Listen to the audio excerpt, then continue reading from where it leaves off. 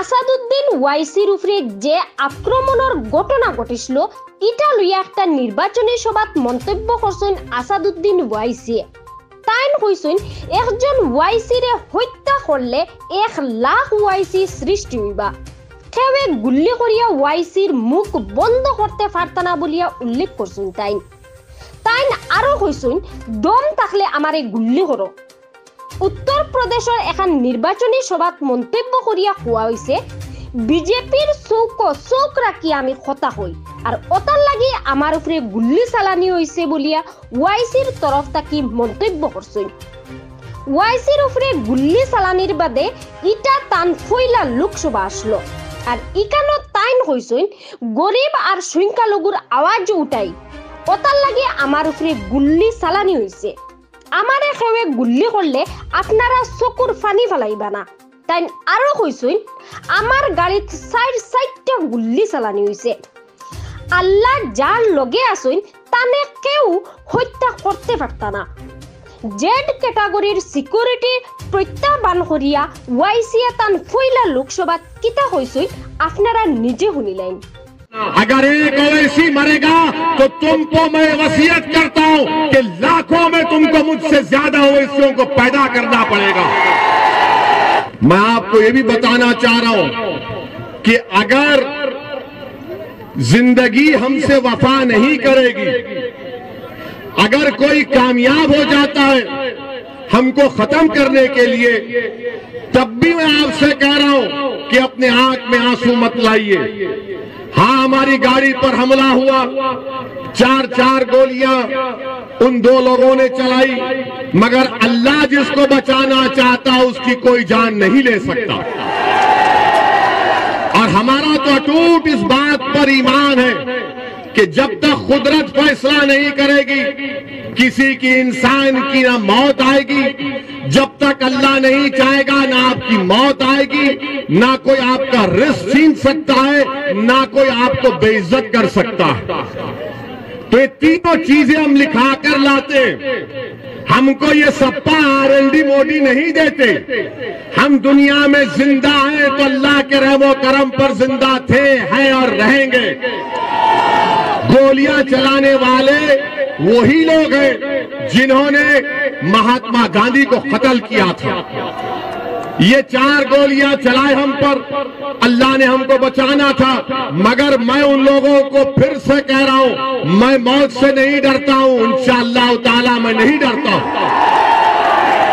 मुझे मालूम है कि इन तमाम जितने दुनिया में लोग आते हैं अपनी मां के पेट में पलकर जब दुनिया में आते हैं तो अल्लाह एक वक्त मुकर्रर कर दिया हर एक का, और हम और आप जाएंगे इस दुनिया से।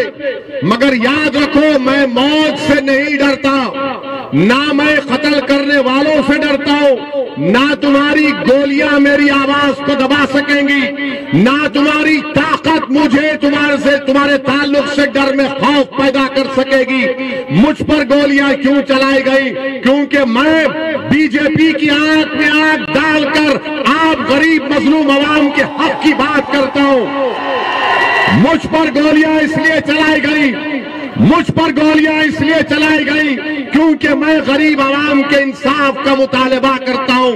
मुझ पर गोलियां इसलिए भी चलाई जाएंगी क्योंकि मैं हिस्सेदारी की बात करता हूं। मैं संविधान के दायरे में रहकर जब ये बात करता हूं तो इन जालिमों को पसंद नहीं आता। ये नादान, ये बुज़दिल ये समझते हैं कि ओवैसी की जबान को खत्म कर दिया जाएगा गोलियों से। अरे तुम्हारे में दम है तो मारो गोली। मैं मगर अल्लाह ने फैसला किया कि तुम्हारी गोली से मेरी मौत होगी, तो मैं आपसे कह रहा हूं, आप अपने हर बेटे को, अपनी बेटी को मुझसे ज्यादा काबिल बनाना। अगर एक ओवैसी मरेगा तो तुमको मैं वसीयत करता हूं कि लाखों में तुमको मुझसे ज्यादा ओवैसियों को पैदा करना पड़ेगा। और याद याद रखो, हम दुनिया में आए तो जाएंगे, मगर अपने बेटों को, अपनी बेटियों को डॉक्टर बनाइए ताकि वो बीमारों का इलाज कर सके। अपने औलाद को जर्नलिस्ट बनाइए ताकि वो जालिम हुक्मरानों से बेबाकी से सवाल कर सके। आप अपनी औलाद को सियासतदान बनाइए, विधायक बनाइए, सांसद बनाइए, जिला परिषद में लेकर जाइए, चेयरमैन बनाइए, लड़िए। याद रखिए, जो ये चिड़िया होती है ना, जो आसमानों में उड़ती है, क्या वो अपने घोंसले में उड़ती है या बाहर निकलकर उड़ती है? जो चिड़िया घोंसले में उड़ती है, बाहर उड़ती है, तो क्या तुम सिर्फ अपने घोंसले में, उसके बनाए हुए घर में रहोगे या एक आजाद परिंदे की तरह रहोगे? उड़ो, अपने ख्वाबों को पूरा करो।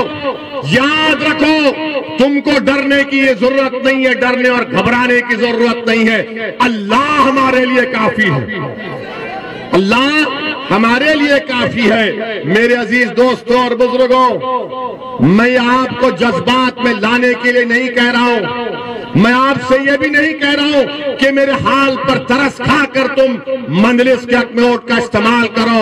मैं, अल्लाह जानता है, मैं दिल की बात, मेरी सोच और फिक्र आपके सामने रख रहा हूं। कल मोदी सरकार ने कहा कि ओवैसी तुमको जेड कैटेगरी की सिक्योरिटी देते।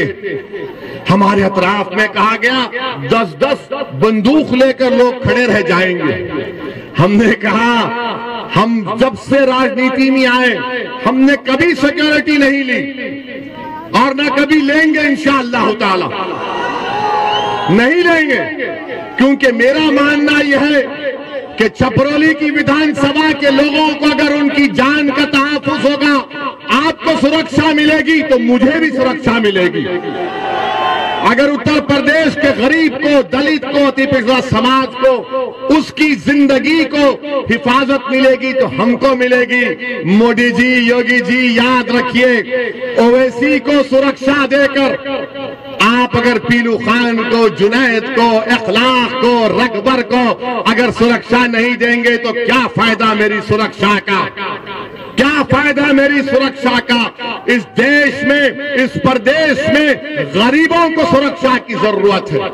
और योगी आदित्यनाथ का बड़ा बुलंद बांग दावा कि हमने क्राइम को खत्म कर दिया। तुमने कौन सा क्राइम खत्म किया? हमको तो नजर नहीं आता।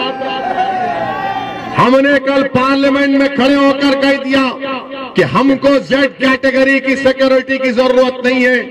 आप अल्पसंख्यक समाज के, भारत के गरीबों को, मुसलमानों को, दलितों को, जितने गरीब, कमजोर, पिछड़े, दबाए हुए, उनको एक कैटेगरी का शहरी बनाइए। आज ये तमाम समाज नीचे तक आ चुका है, जेड कैटेगरी में आ गया है। मुझे सिक्योरिटी की जरूरत नहीं है, मुझे हिस्सा चाहिए। मेरी लड़ाई हिस्सेदारी की है, मेरी लड़ाई हिस्सेदारी की है। छपरौली में स्कूल होना चाहिए, छपरौली में अस्पताल होना चाहिए, ये हमारी लड़ाई है। मेरी आपसे अपील है कि आप इस लड़ाई में, हिस्सेदारी की लड़ाई में हमारा साथ दीजिए।